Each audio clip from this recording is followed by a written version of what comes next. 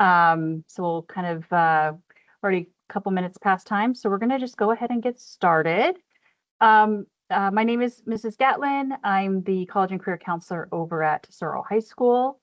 And then we also have Miss Nguyen, who's from Aliso Niguel High School. And then we have some amazing guest speakers who are experts in the financial aid field from both Saddleback College and Chapman University tonight. So we've got a good panel here.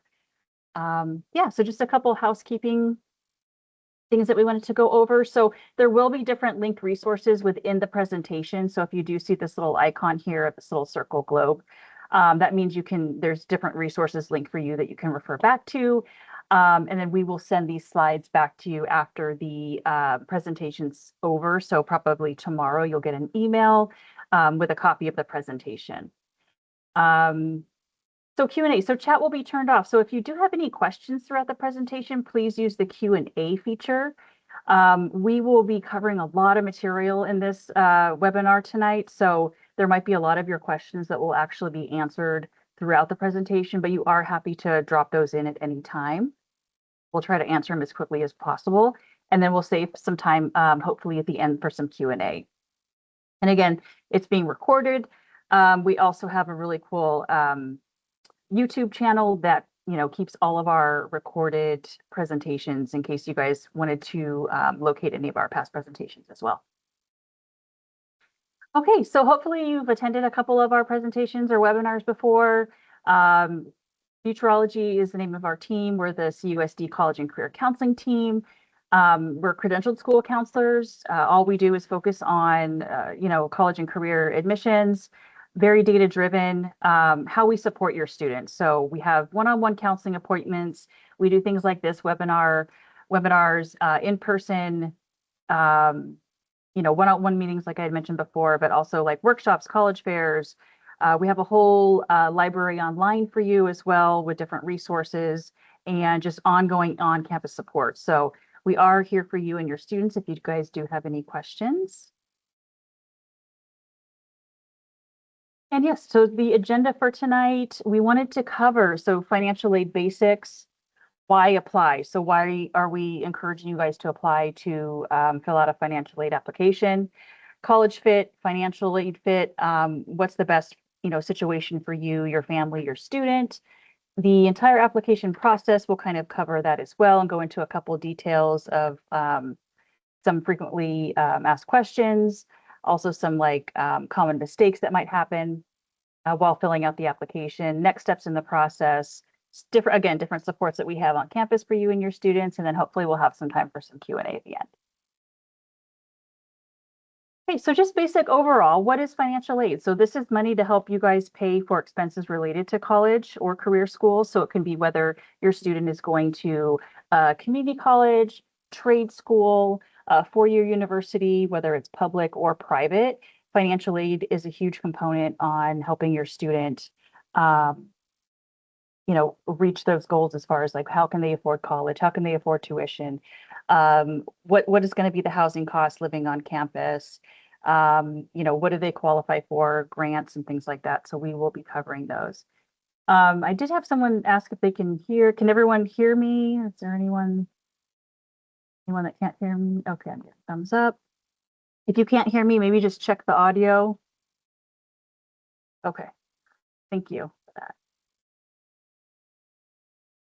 Okay, so just kind of diving right into it. So different types of financial aid. So you'll hear students talk about, well, what's the financial aid that I have to, pay back? Or what is the free financial aid? Those kind of things. So one of the ones we refer to is gift aid. So anything that's called a grant or a scholarship is good. That is money that you guys do not have to pay back, right? So different grants that are offered. So there's a lot of different kinds out there, but basically you do need to complete the FAFSA or the California Dream Act in order to be considered for those. So these can be granted by the state, the federal government, and also the college directly by itself.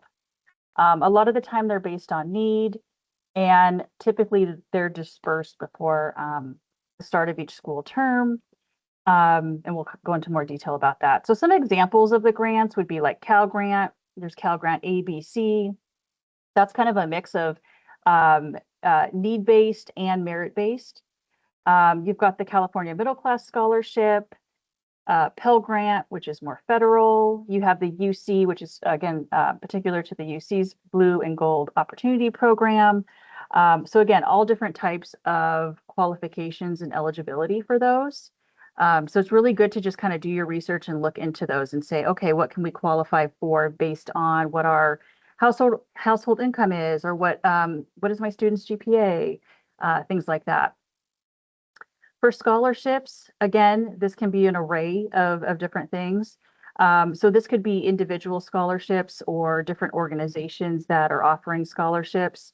There are more and more scholarships that are saying and wanting students to complete the FAFSA or California Dream Act in order to qualify for that particular one.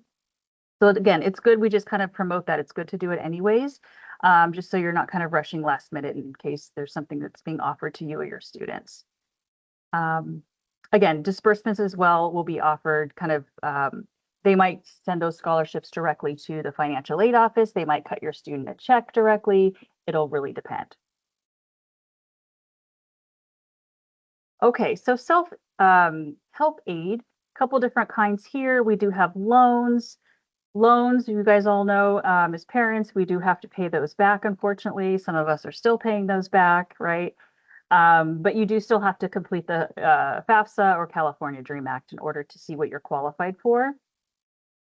Amount really depends on financial need.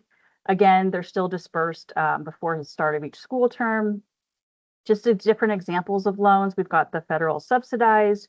So interest is covered while your student is in college, which is definitely a plus because therefore you have the unsubsidized, which interest accrues while in college. Okay, so it accrues right away. So definitely going to have more interest that way. Then there's the Parent Plus loan, and that's going to be offered directly to parents. Work study job, a little bit better scenario. So this is going to be if your student on the FAFSA or California Dream Act will ask if they're interested in the work study program. You definitely want to say yes, because this is money that your student can work and earn, whether they're in like a library or student store or cafeteria, right? So again, still based on financial need, and it's not going to be money that's given out up front, but it will be like a paycheck, kind of like a job that they're earning while they're in college. So why apply for financial aid? Cover that. So, this is directly from California Student Aid Commission. That's seniors who complete a financial aid application are 84% more likely to immediately enroll in post-secondary education. So this may be too, maybe the student doesn't think that they're going to qualify for anything, and they end up completing a financial aid application, and then it shows them what other opportunities that they might have across the different campuses. So sometimes the student's unaware of what they may qualify for, or parents or guardians are unaware of what they might qualify for. So it's always good to just get it done. It's a free application. Both of them are free, just to see what that potential may be like, because it really might open some doors for opportunities that you may not at all, thought would be there.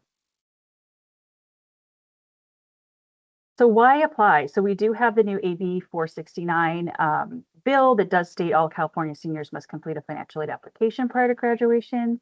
So that's what we do, again, encourage students to complete a FAFSA or a California Dream Act if they do qualify. A lot of colleges now are using the FAFSA or financial aid applications to qualify students for scholarships. So even if it's just a pure merit scholarship, maybe not even a need-based, they may still be wanting or requiring that student to complete a financial aid application. And for state aid, for California aid, definitely complete that either application to qualify for that because you have your Cal grants like we talked about, or specific other California institution aid.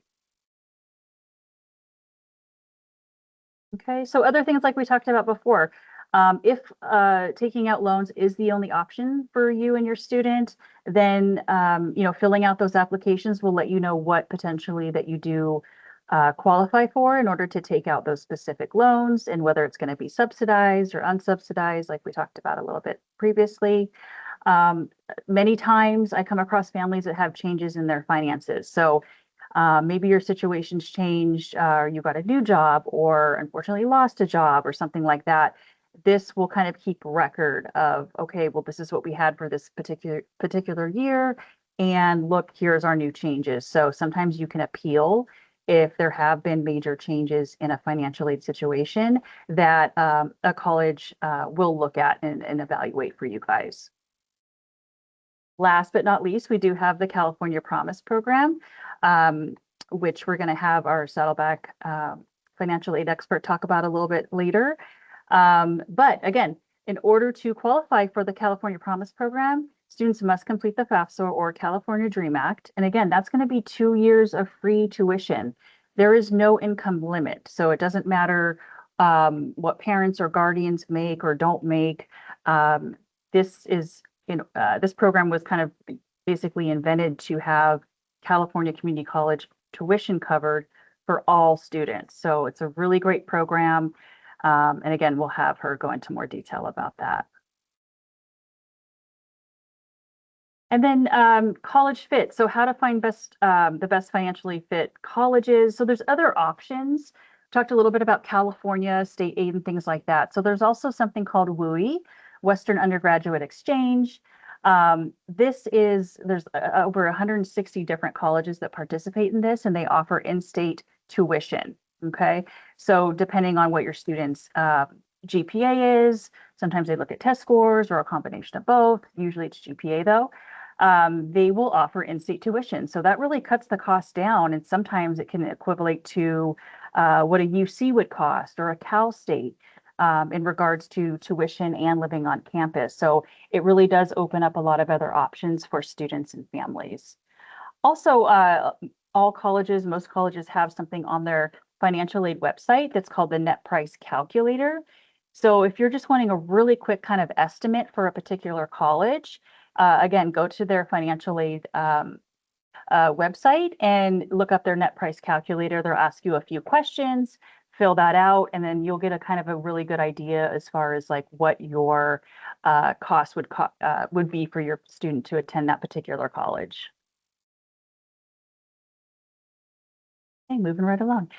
So some of you may not be aware of this, but it's really it's kind of an up and coming that there are a lot of California community colleges that are now offering bachelor degree programs. So again, for cost saving purposes, the breakdown that you can kind of see, community colleges, overall, again, it's just an estimate depending on which campus that your student's going to or attending, a little over maybe 10,000. Your Cal States, you're looking at a little bit over 25,000, UC's roughly 60,000. So definitely if you're looking, like if your student wants to maybe stay local, right? Or, to save for housing costs, they can go to a local community college and get their bachelor's degree. So to the right, you can kind of see different programs that are offered, and these are really specific that may not be offered at a Cal State or UC.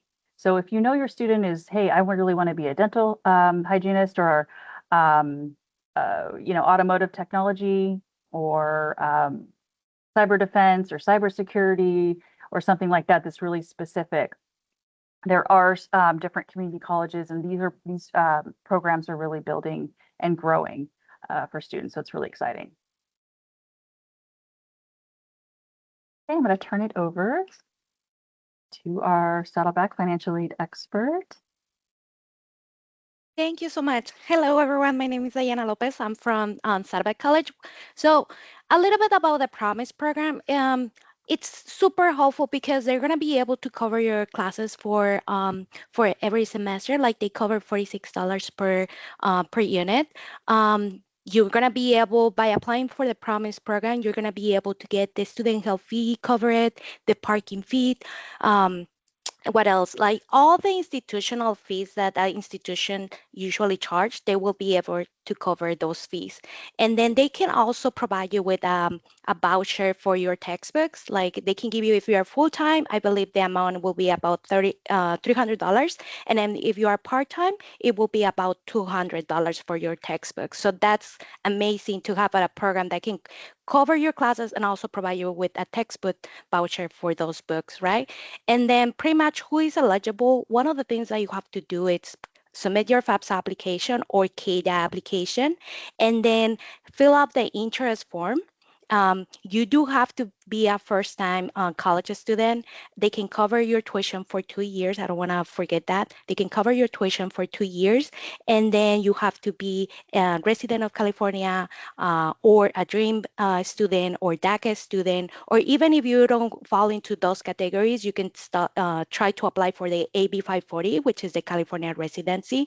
Um, you do have to check with them because I do believe you have to get into one English or one math class. I do believe doesn't matter what type of math or English class, but you're gonna get more information once you are close to the semester about what are the requirements. Um, they do not cover classes during the summer, but you do have access to fee waivers during the summer by applying for financial aid. And then also don't forget that you might be eligible for some Pell Grant eligibility too. Um, Again, the requirements will be fill up your Promise Program interest form, apply for Saddleback College, and then you have to complete your FAFSA 2627 every year. Try to submit your application by March 2nd, or sometimes community universities have March 2nd as a deadline, but and then community college will be September 2nd. But just to have it in their calendar and you don't get confused, try to submit everything by March 2nd, because also we do have some scholarships and the deadlines it's on March 2nd. So try to submit your application by then. That will be my recommendation. And then don't forget to register for the fall 2026. And what else? And I think I'm not quite sure. The link is over there, and it's for the interest form. It's super simple. You just have to put your student ID and then your information, your name, last name, and then what semester you're going to be attending. It will be fall 2026, and that should do it. That's all you need to do. Okay. And then I think we're good with that one. Okay, and then we also have the EOPS services in our campus. EOPS, External Opportunity Programs for the students, will help you to get free priority registration. They will help you with counseling, either personal, academics, or even career goals, you know. You can also get a book voucher for your classes, for your textbooks. They can help you with assisting with applying for scholarships. They can provide you information about what scholarships are available, internal or external. They do workshops during this semester, and also information sessions for the program, and also all the courses that fall under EOPS program. They can also help you with financial aid applications. What else? They do university tours. I do remember they were mentioning that they took the students to uh, f- um, CSU Fullerton last semester and also Long Beach. And then what else? They will be able to assist you with applications for the university. Pretty much they're gonna keep you on track so you can transfer to university. And they have so many events on during the semesters that support the students who are first generation. And the only thing that you have to do is to apply for financial aid. It's going to be some questions right there that are going to help you to qualify for the department. So when you fill up your application, one of those questions will be probably like if your parents went to college, you're going to say yes, no, they have some college. So those type of questions are going to be the ones that are going to help you to get into that program. Um, for more information, I will suggest to reach out to myself, Diana Lopez, and then I can redirect you or get in the middle to help you to get more support from the EOPS department. We do also have the foster youth program. It's in the same department, and that program will be help you. And the guardian scholars, those programs are gonna help you to be successful if you are in that situation that you are a foster youth or you are first generation student. Okay, and let's continue with the next one. So we're going to talk a little bit about the process application. So what is the purpose of the application? It's pretty much to apply for financial aid. Try to obtain as much aid possible to cover our educational expenses. So in that way, we don't have to pay out of the pocket. We are going to try to help you and support you so in that way you can get all those grants that are going to help you to cover those expenses, either at community college or at the university. And then we have two applications, the FAFSA and the CADA application. That pretty much is going to help you to determine if you are eligible for financial aid. Again, don't forget, every year you have to submit your application by March 2nd. And I'm saying that again, that March 2nd will be the deadline because most of the USC and CSU and UC institutions, the deadline is March 2nd. So I want to make sure that you guys have that information and then you are able to get your federal and your state funding. Okay, then let's continue with the next slide. So again, we do have two applications, and the difference between those is the FAFSA is the federal application for the federal student aid. You have to be a USA citizen student or a legal permanent resident or have the green card, and then or a T visa holder, all right? And then for the CADA application, is for those students who are undocumented, they have a DACA or they don't have a DACA, they are U visa holders or TPS status. Also, it's available for the students who are in a mixed status family where one of the parents or both the parents, they don't have a legal documentation. You guys can apply for the CADA application. And then don't forget, for the state aid, you have to be AB 540 or California resident. You have to attend to fall into that category is pretty much like if you were born here in California and then again you have one of those parents that I don't have a legal status, you can apply for this. Or if you attended an institution in California for or a combination between elementary or high school or community college for 3 or more years. Okay, so that is going to help you to qualify for that residency or AB 540 eligibility. And then if you guys have any questions about AB 540, I can redirect you with admissions and records, which is going to be the department that is going to help you to get that reclassification. And the whole thing about the AB 540 California residency is for you to be eligible for that in-state tuition. So they don't charge you out-of-state tuition. If for some reason you guys are into the category as an out-of-state student, contact the financial aid office because we can redirect you and guide you so you can get that reclassification as soon as possible. Okay, so we can help you and guide you on what are the options in case that you're not able to meet the 3 years of attending an institution in California. All right, and then let's continue with the next one. Thank you so much. So the application for the FAFSA is already open. They opened the application for 26-27 on October 1st. So again, try to submit that application by March 2nd. So in that way, you are able to get those funds from the state. And then again, the deadline it's March 2nd. Put that on your on your calendar. So that way you always remember that that is gonna be the deadline every year. And then don't forget, you have to apply every year. Don't forget, every year you have to apply for financial aid in order for you to get those Pell Grants, Call Grants, or fee waivers. Okay? And then let's continue with the next slide. Sorry, I'm just going to throw in there, but if your students are applying to any private or out-of-state schools, be mindful that some of those schools might have earlier financial aid deadlines. Some private schools have financial aid deadlines of as early as February. So be mindful of your students' individual app deadlines as well for financial aid. Thank you for that. Thank you, thank you. And then let's see. So the first thing that we have to do to apply for the federal aid is to create a FSA account. So we're gonna go to the student aid website and we're gonna click right there where it say create an account.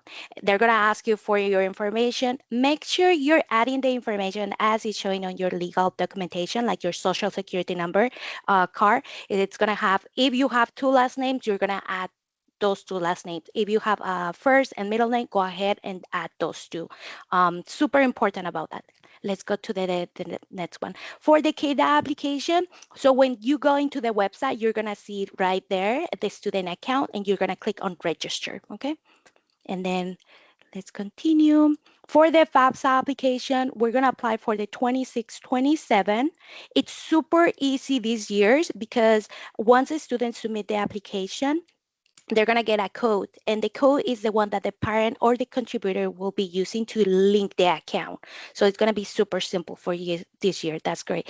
That's amazing because last year we have a lot of issues with the application. And then for the CADA application, again, we're going to go to the dream csac.ca.gov/landing, and then click on register. Okay. Then let's continue. And I think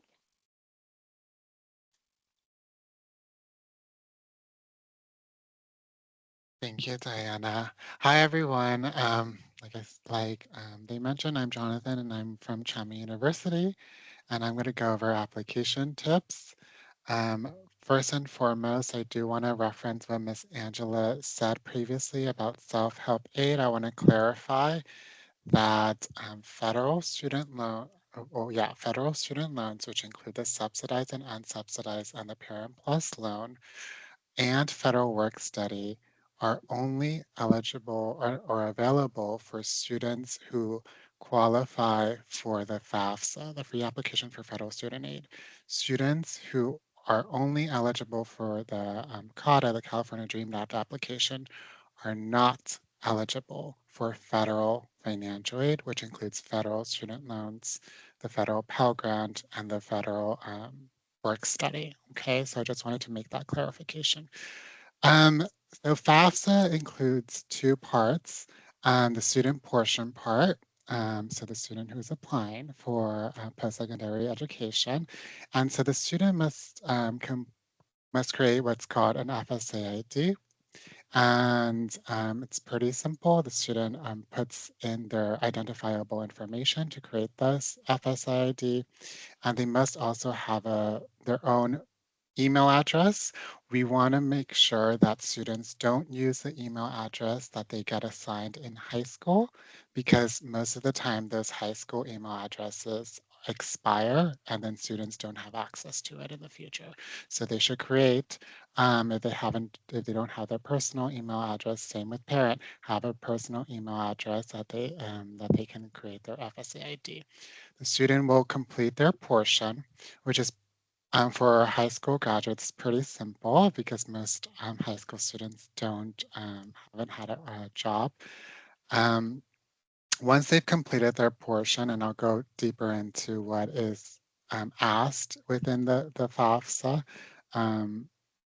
they go ahead and complete that, and they invite their contributor. In most cases, it's their parent. And so they would list their parent info and the parent's email address in that, and then they will electronically sign their own portion. Now, the parent will receive that invitation, and as Diana was mentioning, they'll get a code, and they'll be able to link that application to their student's file.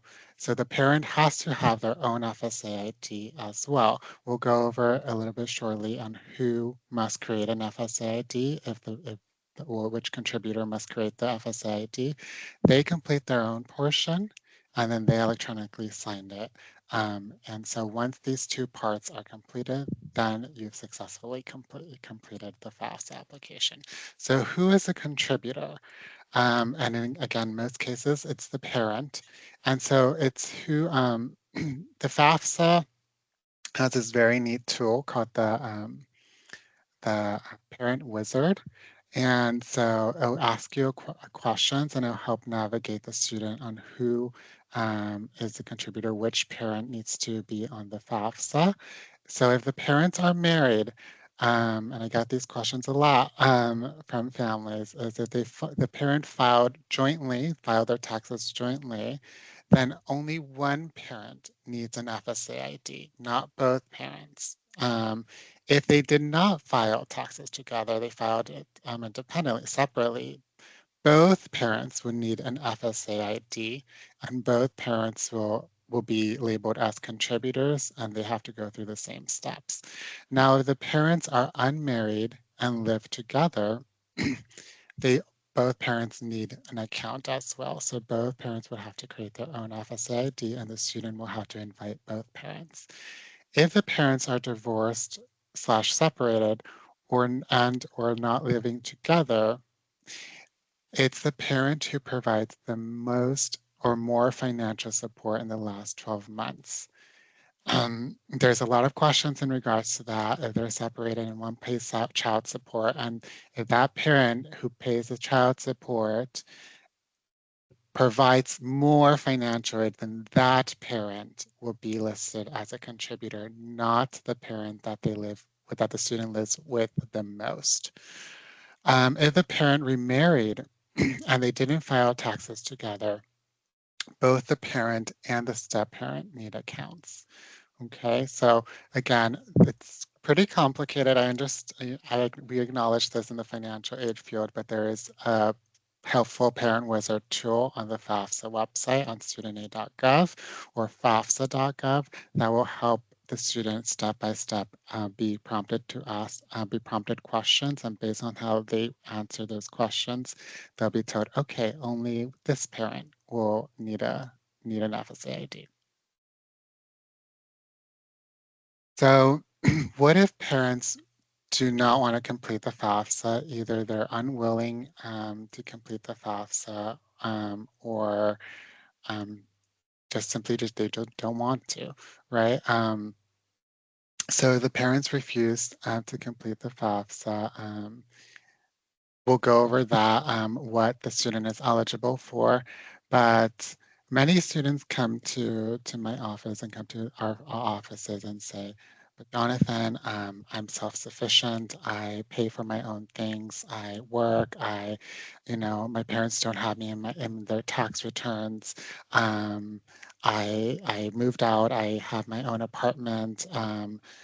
Whatever, X, Y, and Z, they don't live with their parents, the student is still considered a dependent student in the eyes of the federal government.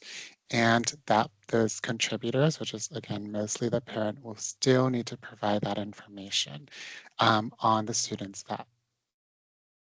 Again, this doesn't matter if they still need it even if the parent refuses to complete the FAFSA, the parent lives in another country, or foreign citizens, or are undocumented. The student will need that parent information. Okay. So what happens if the parents don't want to provide that information? They say, forget it. I'm unwilling to provide the information. Then what happens is the student, if the student is still dependent, they are not eligible for any financial aid except the unsubsidized federal direct loan. Okay, so they're not eligible for any grants, any state, federal grants. They're not eligible for any of the free money, right? They're only eligible for federal direct loans. So it's very important to recognize this. We do have dependency overrides, which are instances where the federal government allows us as a financial aid administrator to review a student's program and say, okay, based on these circumstances, the student is an independent student. They're no longer a dependent student. And some of these that are listed up here, if both parents are incarcerated or institutionalized, if the parent is in a physically or mentally abusive home environment, if the student was abandoned, and if the parents' whereabouts are unknown, so the student does not know where both parents are and they have no way of contacting them, and if they if both parents have passed away or the parent has passed away. So these are specific circumstances in which the student is very much encouraged to talk to their financial aid office to make sure that we help the student do a dependency override. Okay, and then what that means is that we will work with them. There's a process. We will need certain documentations, and we will go in as an administrator and do that override on the student's behalf. So at the time of applying for the FAFSA or the CADA, it will ask you to report assets, and I'll go over a little bit more of what assets are. But these are, for example, the cash that you have in your bank, right? Your cash, your savings, that's one example of your assets. At the time you are applying for you are applying and completing the FAFSA. So it's not prior year, it's not 2 years before like income is. It's literally what do you have, what are your assets when you are filling out the FAFSA, okay? And this can change, right? Depending on when you're filling it out. Income, however, is based on prior year, so 2 years before. So for this upcoming 2026-2027 academic year, the student and the contributor will be using 2024 tax information, income and tax information, okay? For the 2027-2028 academic year, they will use the 2025 income and tax information. So just remember it's 2 years prior. You do not want to substitute a more recent year, so we don't want that information. It's prior year. And we'll talk about how easy it is nowadays with the FAFSA changes with this tool where the tax information is automatically transferred for most cases. Okay, so this is just the general rule. Family size, again, is going to be easier. The federal government has made a lot of changes to the FAFSA where it's directly taken from your tax information from the IRS, your family size that was reported. Okay, if that is different, then they will have to update it with their financial aid office, or there should be an option to update it manually on the FAFSA.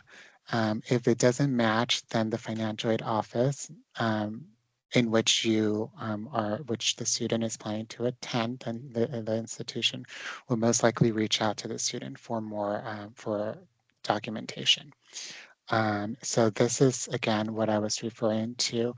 The families, the contributor and the student are now able to, or should be able to, acknowledge and accept the automatic transferring of this tax and income information from the IRS to the FAFSA application. So it's much easier for the student and the family to fill out the application. Cases, the information is not transferred, so we encourage the contributor and the student to have their tax and income statements available to manually input that information. Reportable income, as I mentioned to you, this is something that that the federal government asks for. Many of the cases, this is going to be automatically transferred. Again, it's through the IRS Direct Data Exchange, which is FADDX. You don't have to remember what it's called. Just know that you'll be asked to approve and accept the automatic transferring of this data. If you do not accept that, then you forfeit your eligibility for federal student aid. Okay, so it's important that you accept it. So the data again would be the adjusted gross income that's transferred, the income earned from work, taxes paid, educational credits, and so forth. You can see the untaxed income, so reportable assets that you would need to fill in is a total cash, savings, and checking accounts, the net worth investments, If you have a business, it's over 100 employees that you would report. And this is again at the time you're applying for FAFSA. An annual child support received in the most current completed. Great thing is a major change that the federal government made, Department of Education, is that they've expanded how many institutions you can list on the FAFSA application from 10 to 20. So we highly encourage you to list all the universities that you're interested in. What happens is that when you're filling out this application, the institutions will be able to receive your information so that they can put a financial aid offer if you apply and are accepted to that institution, okay? If you want to send it to more institutions, more than 20 institutions, that's perfectly fine. What you would do is you would submit your application, have it processed, and then you would go back, remove some institutions or all the institutions, and then re-add the institutions that you didn't get to add, and then submit it again. Okay, so that those institutions receive your information. Now here's an example of one example of Chapman's financial aid offer for the 2025-2026 academic year. Miss Angela was referring to gift aid, which are our grants, and that's federal grants from the federal government, like the Pell Grant, state grants from the state of California, like Cal Grant A, Cal Grant B, based on income ceilings. The institutions also have grants. Chapman University has a Chapman grant. Grants are based directly on the results of the FAFSA or the CARTA application, okay? So you can see, and the great part is that private institutions also have mission-driven awards, certain awards that students are eligible for if they meet a requirement. So you can see here that we have the Provost Scholarship, which is an institutional merit scholarship for $30,000. And we have the rest are grants. So the rest, so the federal Pell Grant is a grant by the federal government. The Cal Grant is a grant by the state of California. The Chapman Grant and the OC Heritage Grant are grants from Chapman University, from the institution. Now, the OC Heritage Grant is one of our mission-driven programs that I oversee. If a student graduates from a high school in Orange County, has a merit institutional scholarship, so they're high performing, is eligible for the federal Pell Grant, and forgetting, then Chapman University covers full tuition and mandatory fees for all 4 years. So private schools and some other institutions have these really neat programs. So that's why we encourage you as financial aid officers, when you're listing your 20 schools or more, send them your way. You never know what financial aid you're going to get. This student got a full ride, mandatory fees, and tuition covered for a total of $67,804, which is the cost of attending Chapman University for the academic year. Below, you can see loans listed. We had a question about the Parent Plus loan, which is a federal Parent Plus loan. Most institutions will list your loan availability, your federal loan availability within their financial aid offer. You can see that this student is eligible for the subsidized direct loan, unsubsidized direct loan, and we listed the Parent Plus direct loan offer. Now, the major difference, to answer your question, Caitlin, is that the Parent Plus direct loan is not automatically given to the parent. The major difference between the Parent Plus loan and the student federal loans, which is subsidized and unsubsidized, is the parent must apply for the Parent Plus direct loan, you would apply in the same website you apply for your FAFSA, so studentaid.gov or FAFSA.gov, and the parent may be either approved or denied. Okay, so if they are approved, then they get that amount and the parent will work with the institution to disperse the loans.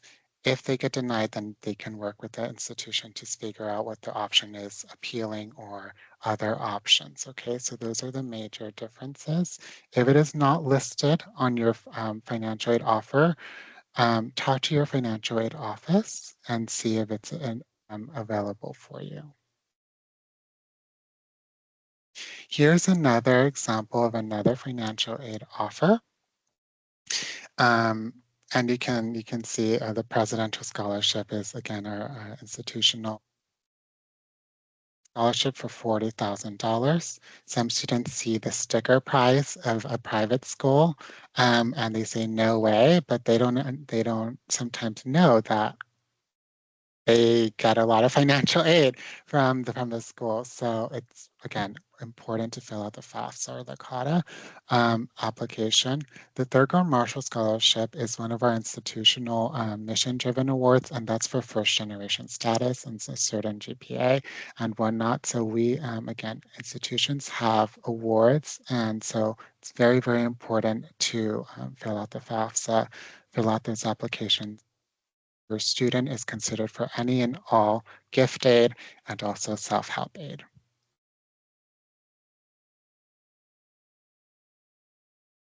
Thank you.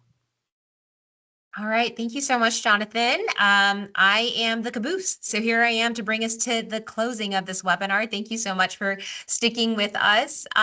So let's talk about some common mistakes that happen with the FAFSA or the California Dream Act. One of them that happens all the time is that students are trying to use the same email address as their parent. And what often happens is that parents will start the FAFSA or CATA process for their students with the best of intentions, right? But then they'll use their email instead of the student's email.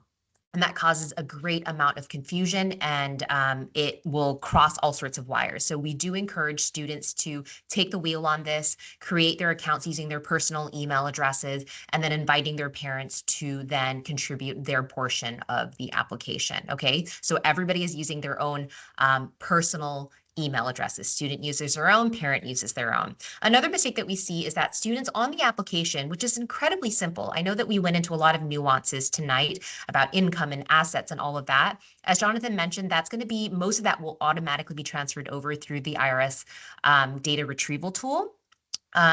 But one of the questions that students are asked is, do you already have a bachelor's degree? It's one of the first questions that are asked, that's asked on the FAFSA. And students will kind of glaze over it quickly, and some of them might accidentally say yes. So just make sure that students are saying, no, I don't already have a bachelor's degree. Another mistake, and somebody asked about this in the Q&A, is including assets that should be excluded. So for example, your primary residence, the home that you might have bought and that you're living in, does not count as an asset. Investment properties do count as assets, but not the home that you live in, right? Retirement plans, 403Bs, 401Ks, 529 plans, right? Those types of accounts do not, or I'm sorry, 529 accounts do account as assets, excuse me, but retirement accounts do not count as assets, okay? So we're not gonna report any retirement accounts as assets, nor will we report the value of our primary residence. Not using our full legal name, so if a student goes by John, but his name is Jonathan, we need to make sure that the application reads as Jonathan because we need the legal name to be on the application. It should match with what is on the student's social security card, okay? So that's the best way to approach the name. Make sure that students are listing all of the colleges that they're applying to on their FAFSA or California Dream Act so that those schools can then get that information and provide financial aid packages should they be accepted to the programs.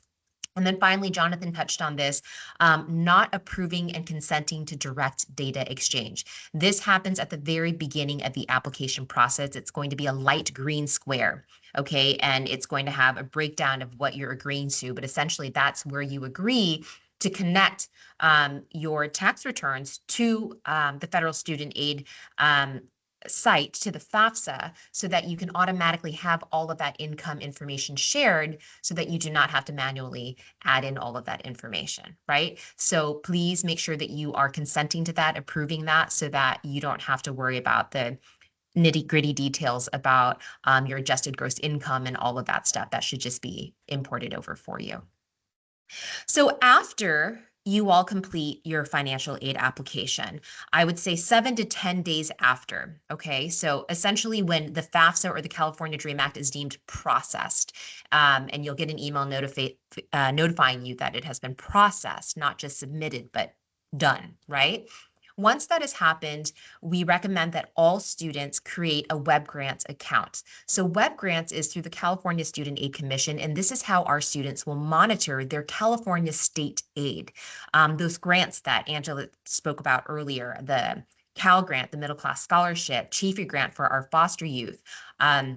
This is how students will monitor their Cal Grants, if they are eligible, if they got anything, and this is how they will claim that grant money ultimately when they decide what school they're going to attend, okay? So it's very important that students create the Web Grants for Students account, which is again linked to the state of California, the California Student Aid Commission, so that they can claim that money that is given to them by the state of California. So in short, this is going to be the financial aid timeline, okay? So first and foremost, we have to submit a FAFSA or a CADA. That's step one. The application is now open and can be done in about 15 minutes. I did it today with a student. It took us 10 minutes to complete the student portion and invite the parent. So now it's on the parent to create their account and complete their portion, which should take another about 10 minutes or so. It really doesn't take too long, maybe 15 minutes if you're taking your time. Step two is to create a Web Grants for Students account, and that's after your FAFSA or CADA has been processed. So we'll give it 7 to 10 days after you have officially submitted, both parent and student, the FAFSA or CADA.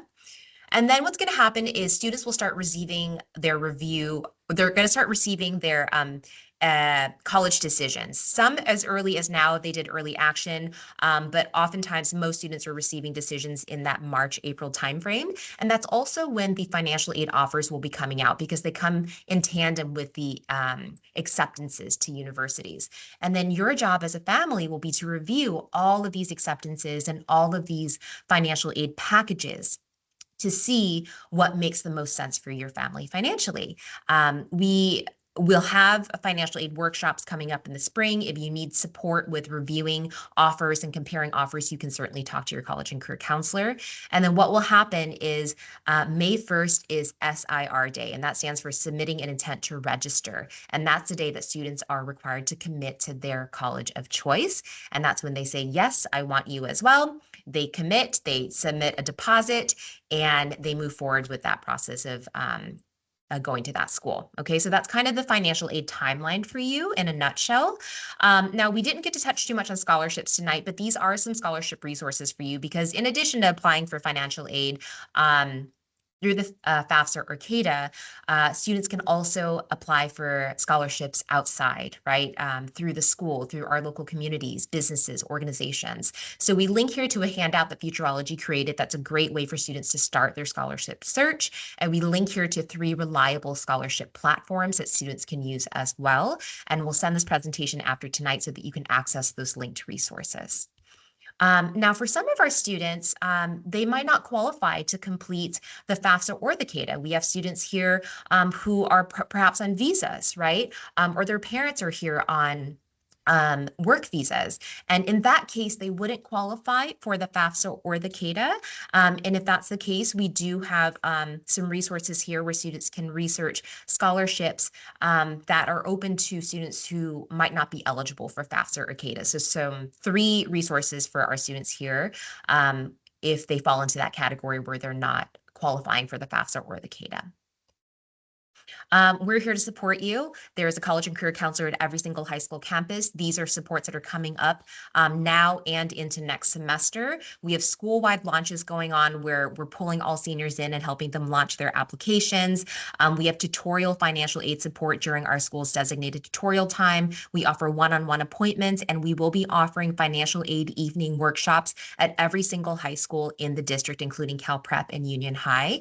And all CUSD families are welcome to any workshop, whether it's at your home high school or another high school. You are welcome to sign up for as many and any evening workshop that works for you and your schedule. We're just here to help. And there will be support in Spanish at practically every single one of these workshops. With that, we're going to close it off because we want to honor your time. A very special thank you to Jonathan and Diana for joining us tonight for the webinar and sharing your expertise with our families. We'll hang back for a few minutes to answer any remaining questions that you have. And if you have no more questions, thank you so much for joining us. We'll send the recording and slides out to you after tonight.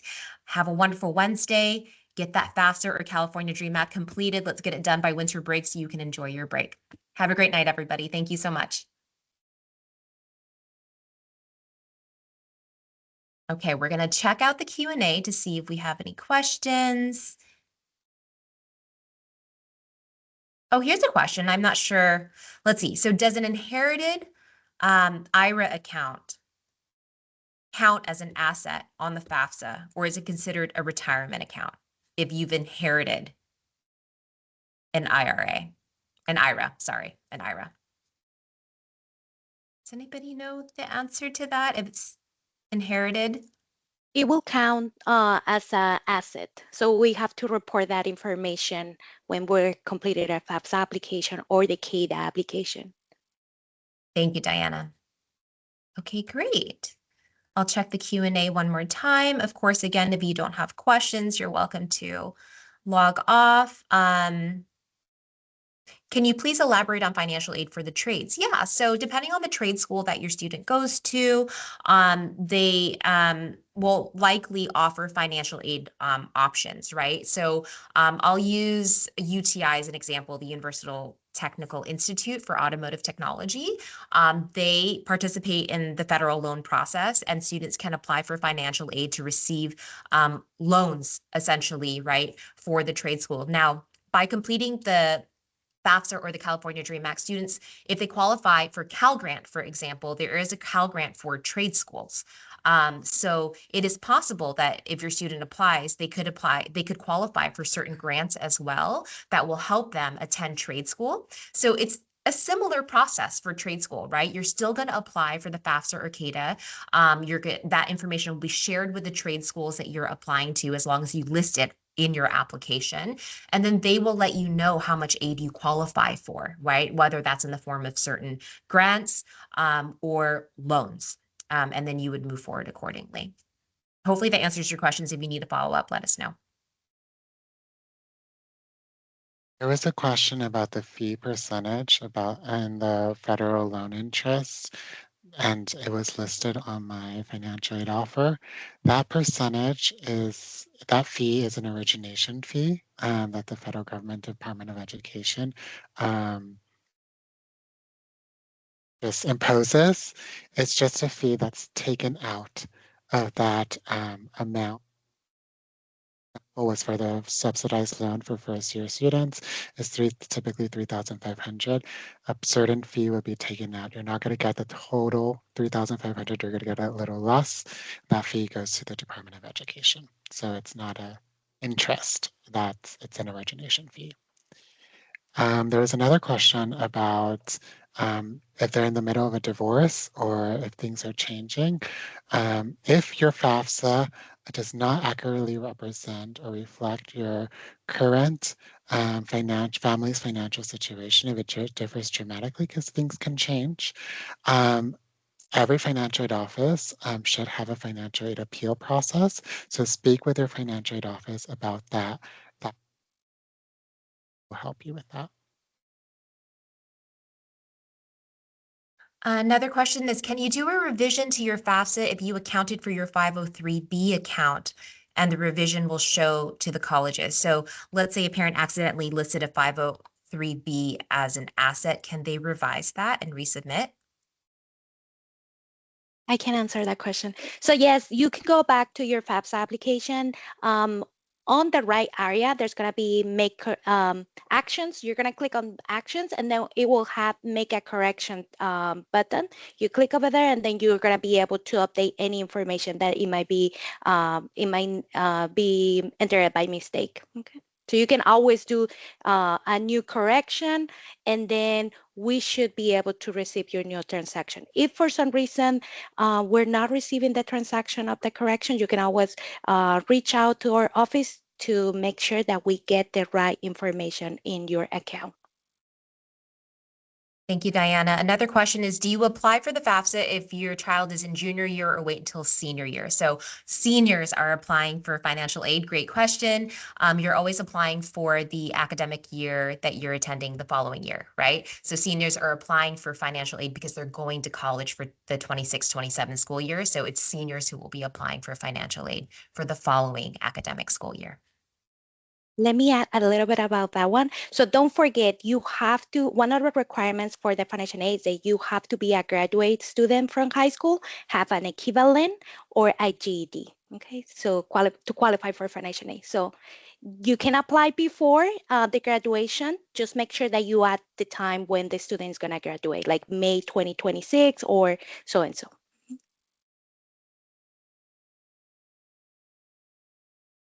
So does it matter if both parents are not first generation?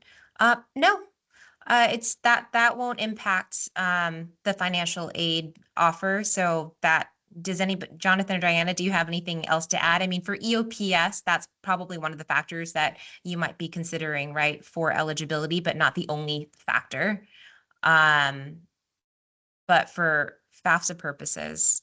Yeah, for FAFSA or CADA, it doesn't matter if you are first generation. That will be only if you're trying to get into the EOPS program or any other program that requires that you are first generation student. But no, there's other departments, other resources on our campus that can help you with or support you in your education. So it's not necessary that you are a first time student or first generation student to get the resources from our campuses. Thank you, Diana. Here's a great one. So in your experience, how do colleges handle enrollments and scholarships that are earned, but then the student decides to do a gap year to have an educational opportunity that's not at the school? Can they defer enrollment and any scholarships they might have been awarded? Great question. I would just simply suggest that you talk to your campus's admissions office or admissions and records office because they may have different policies in regards to that. I know for our campus, you can definitely defer your enrollment, but you must communicate, in general, communicate with your admissions counselor. All right, and I think we have a final question. I have two kids that will be completing the FAFSA, one for undergrad and one for graduate school. Congrats to you, that's fun. Would I need two separate IDs as a parent? The answer is no. You have your one parent account and it'll be connected to all your kiddos who are completing the FAFSA, so you can log into that one account and connect to them separately. And to add on to that, who was that? I don't know who, Heather? Heather? If your student is applying for graduate school for a graduate program, they are no longer considered dependent. They are considered independent. So your information as a contributor, as a parent, is no longer needed. So only dependent students need parent information, okay? Thank you, Jonathan.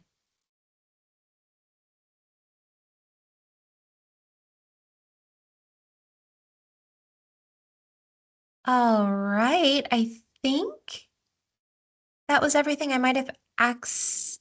Oh, let's see if we have some other questions. I don't want to keep you all too long. Does a high amount in a 529 significantly decrease financial aid? Is there a way to decrease it? Well, the 529 is it's for college, right? So I'm imagining that, the higher the assets, the more impacted, what is deemed like your SAI will be, your student aid index, I would imagine. So I would imagine the higher the assets, the less you might qualify for, but that might be oversimplified. Jonathan or Diana? Yes, the FAFSA application and the CARTA application takes into consideration multiple factors. The FAFSA has a federal methodology. So assets is one component of it, but so is adjusted gross income, so is family size, so is all these other things that are weighted differently, determined by this federal methodology that is determined by the Department of Education. Our advice is always that answer things truthfully, and the automatic transferring of your tax information alleviates most of these headaches and figuring that out. Thank you for that. And Matt, we will be emailing all registered attendees a link to the YouTube recording as well as a copy of a PDF of the slides so that you can access the clickable links. And we'll get this to all families at the very latest by Friday, but we'll aim to get it out to you all tomorrow. Somebody did ask about how to lower their SAI as a junior. We're not financial advisors, so we certainly cannot advise you on how to lower your SAI. I Yeah. can add a little bit about that. So let's say that for some situation, like income might change, right? So if for some reason one of the parents they were laid over, or the income is not the same as 2 years ago, because remember, we're using the income tax return from 2 years ago. So if that situation, the financial situation at home drastically changed, we can always do an income appeal, and then we can reflect that information to, or reflect that information to the Department of Education, or report that information to the Department of Education. And then if that can potentially lower your student aid index, which is the one that is going to determine if you are eligible for the maximum financial aid during the academic year. So the maximum, like if you are eligible for the maximum financial aid, your SAI index will be minus 1,500 to 0, and then up to, I do believe it's like 10% before $7,395. It has to be 10% below that number. So you might qualify for some kind of grants, but the higher the student aid index, the lower financial aid that you're gonna receive. Okay. To add on to it, Diana, I want to echo that. This is what many financial aid offices call a financial aid appeal. It's if something isn't accurately representing your family's more current financial situation. So if that dramatically changes because it's prior year, or your assets change dramatically from the time that you applied from FAFSA to when your student is starting the institution, talk to your financial aid office to see if this is an appealable situation. Common appealable situations are reduction of income, adjusted gross income, or anything that impacts extenuating circumstances that impact the family's finances. So a divorce, separation, that one of you mentioned, that they're currently going, that's an appealable situation. Unfortunately, we see, the passing, the death of a parent, that's an appealable situation. Out-of-pocket medical and dental expenses, that's an appealable situation. Anything that impacts the family's finances, you can say, hey, let me talk to my financial aid office and see if we can work, we can help accurately reflect the more current financial picture. All right, one final question for Chapman. If your younger sibling applies and gets accepted at the same school as older sibling, does Chapman offer any additional grants? Great question. We do have a Panther Alumni Award for $2,000 for the academic year. So if your parent or your older sibling is graduating from Chapman, they are eligible for that. So I would simply suggest you You apply, again, we want you to apply for FAFSA, we want you to apply for CADA, whatever you're eligible for, your student is eligible for. Send that information to your colleges and review your financial aid offers and see what you get. Thank you so much, Jonathan. And with that, we are going to close for tonight. We thank our guest speakers, especially for staying back an extra 15 Thank you so minutes to much. answer Yes. questions. We really appreciate you guys. And thank you to our families for coming out tonight. We'll get the recording and presentation out to everybody. Have a wonderful evening, and we'll be here to support you if you need us. Thank you, everybody.